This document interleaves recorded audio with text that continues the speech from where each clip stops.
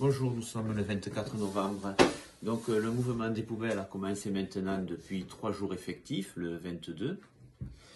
Et il faut le dire, c'est pour l'heure actuelle un grand succès. Voilà. Donc je fais cette vidéo pour faire un point d'étape et pour vous dire de surtout de ne pas lâcher. Je sais que c'est pas facile de travailler dans l'excellence tout le temps derrière les camions, mais sachez que c'est déjà un grand succès. Alors à quoi le voit-on que c'est un grand succès? Ben déjà la panique dans les dépôts, la panique que cela engendre dans notre hiérarchie.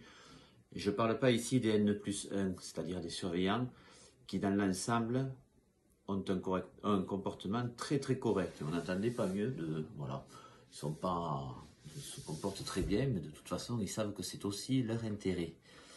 Et les chefs de dépôt, que dire? Ben, ils font leur travail. On leur demande de mettre la pression et ils font redescendre la pression qu'ils reçoivent eux-mêmes. Mettent pas trop de zèle quand même, il faut le reconnaître. Je pense qu'ils vont monter aussi en catégorie et ils vont en mettre un peu de zèle. Donc, nous allons aussi presser le mouvement. Voilà. Ça se voit à quoi donc la panique? Ben déjà, ils paniquent parce que le système n'est pas viable.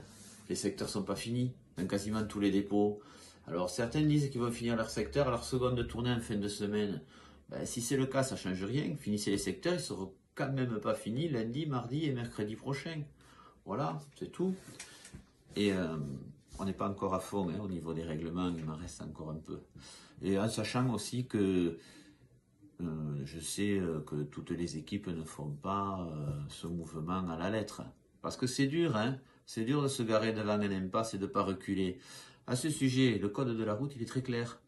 Si vous reculez dans un impasse, c'est 4 points et 135 €. Voilà. Si vous voulez prendre la responsabilité de reculer, reculez.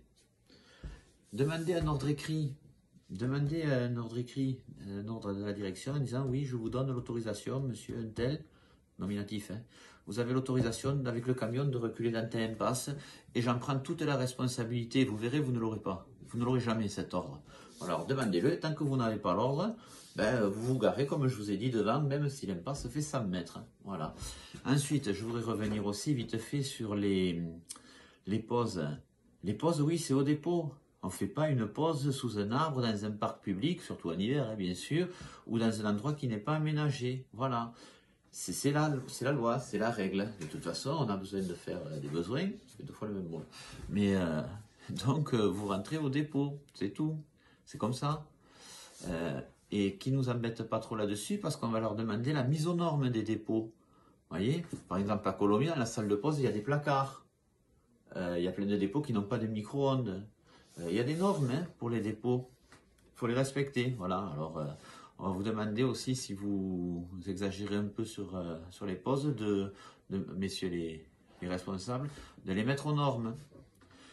Ensuite, qu'est-ce qu'il y a d'autre? Si vous voulez que je vous dise? Non, ben, tout est dit. Et vous faites le travail admirablement et ça porte ses fruits. J'espère que vous le sentez au niveau des troubles musculo-squelettiques, chers à monsieur Terrainoves et à monsieur Henri Jame de la Goutine. Voilà. Cette vidéo est terminée. Faites-la bien tourner. Sachez que nous, on tourne tous les matins dans tous les dépôts. Ça ne se démotive pas. Voilà. Vous n'êtes pas démotivé et ça fait très plaisir à voir. Voilà. Je vous souhaite bon courage pour la suite du mouvement. À bientôt.